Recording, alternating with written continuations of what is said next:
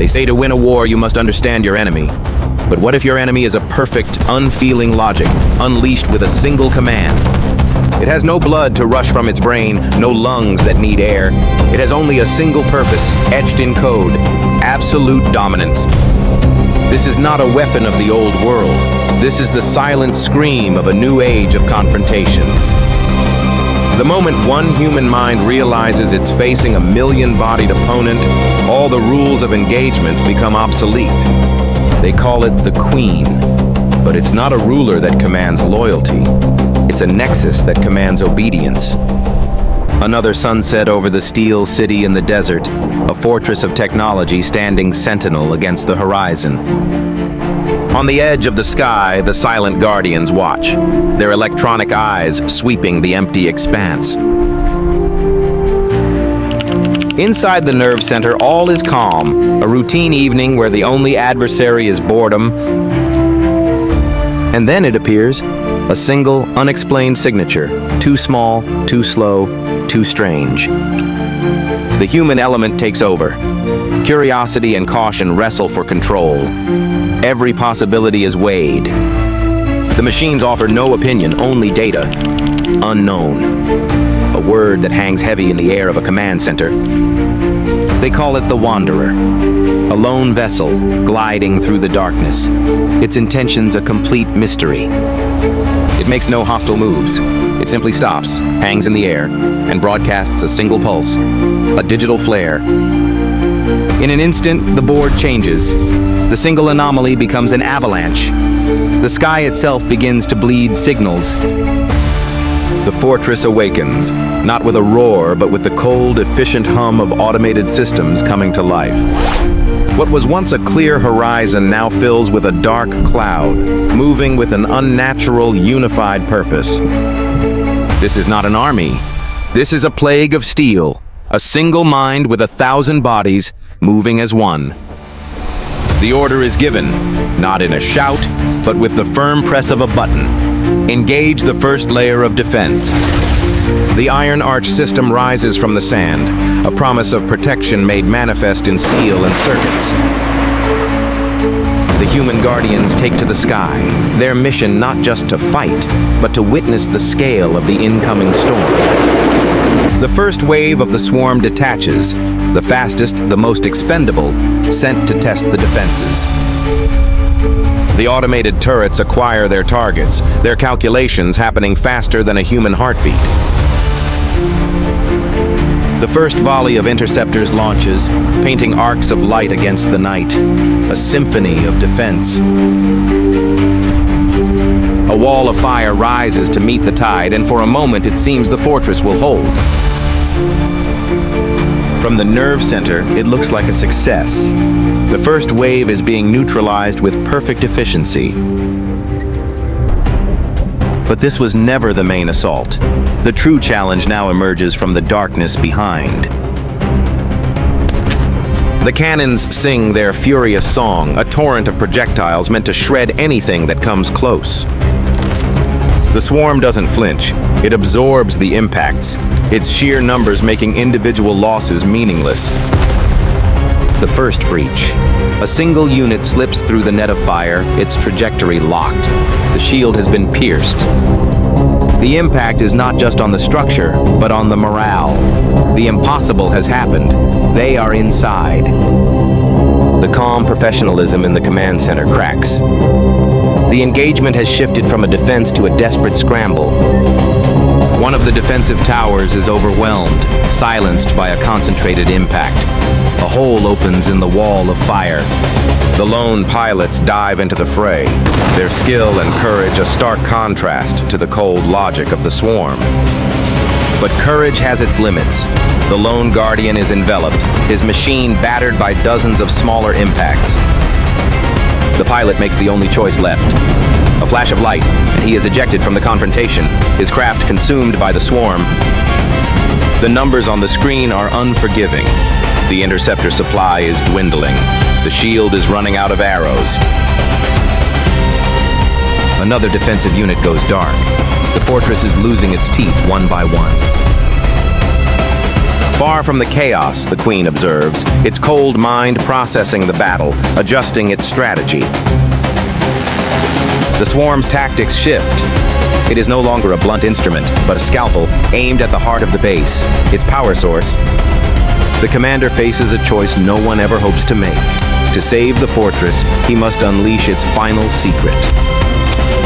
Deep beneath the sands, a power hidden for a generation begins to stir, drawing immense energy from the earth. The divine spear awakens, a weapon that doesn't explode, it erases. The giant lens turns, its gaze locking onto the approaching wave, ignoring the chaos elsewhere. The Queen senses the new threat. It retasks a portion of its swarm, a desperate bid to stop the unstoppable. The command is given, not to defend everywhere, but to strike with overwhelming force at the most critical point. A beam of pure energy, silent and absolute, lances across the battlefield. The swarm in its path does not explode. It simply vanishes, its matter undone in a flash of blue light. For the defenders, it's a moment of awe and hope, a tide-turning display of power. The spear turns its gaze to the true target, the Queen, the mind of the swarm. But the Queen has a final surprise. A shimmering shield of energy deflects the beam. The checkmate has been countered. The commander realizes the horrifying truth. His ultimate weapon is being drained against an unbreachable defense. But one analyst sees something others missed. A flicker in the shield, a pattern, a weakness. The Queen, confident in its defense, spreads its forces thin, seeking to complete its primary objective. The conventional defenses are nearly exhausted. The fortress is on its last legs. Time is running out. High above, the remaining pilot feels helpless, a spectator to the duel of giants below. A new strategy is born from desperation. If you can't break the shield, you must trick the mind behind it. The pilot receives his new, seemingly nonsensical orders. He becomes the bait.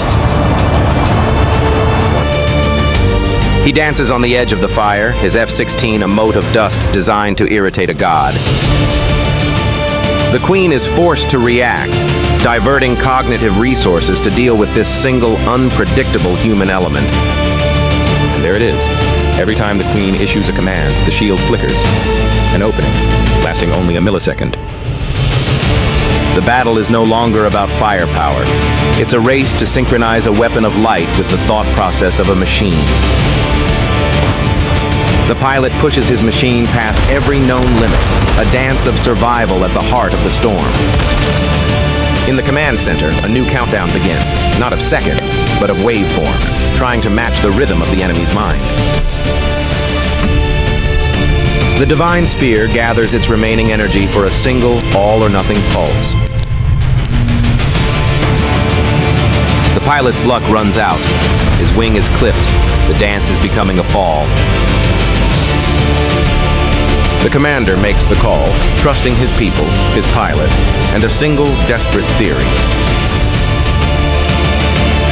The button is pressed at the precise, calculated moment of opportunity.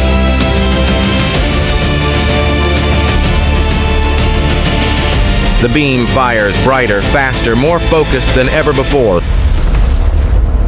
For a fraction of a second, the pilot's diversion, the Queen's command, and the laser's arrival all converge in space-time. The shield shatters, not with a bang, but like a soap bubble popping in silence. The beam finds its mark, passing through the core of the Queen's chassis.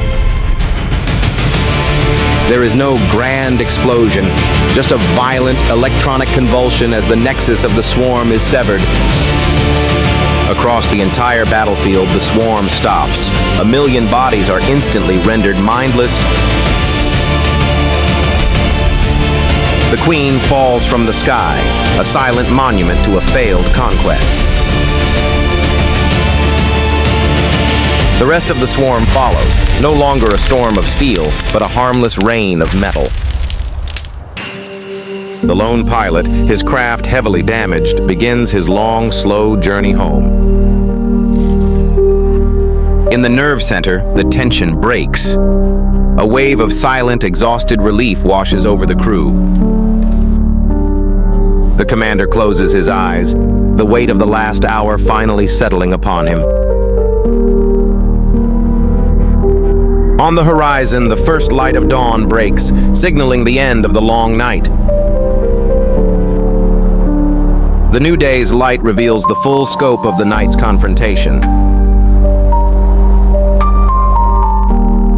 The fortress is still standing, but it is wounded, scarred by the intensity of the engagement.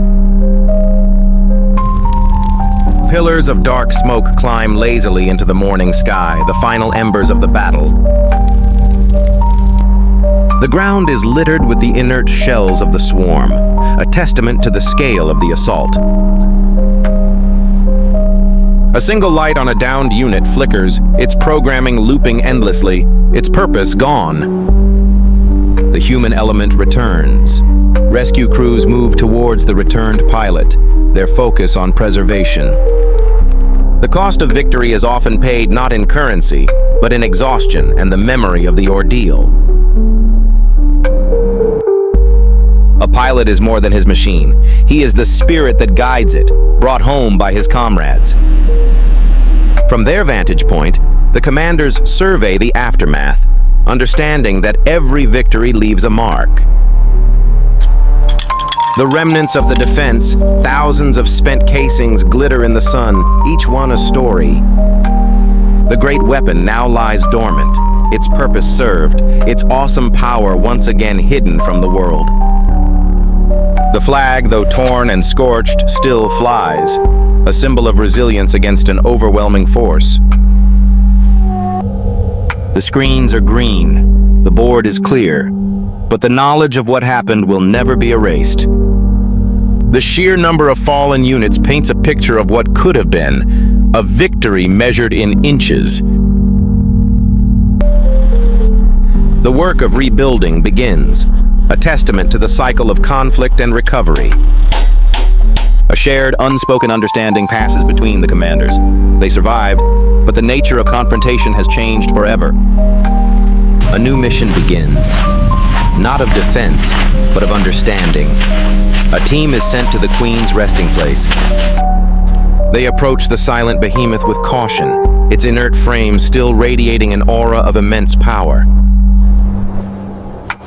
They study the point of impact, marveling at the precision required to achieve such a result.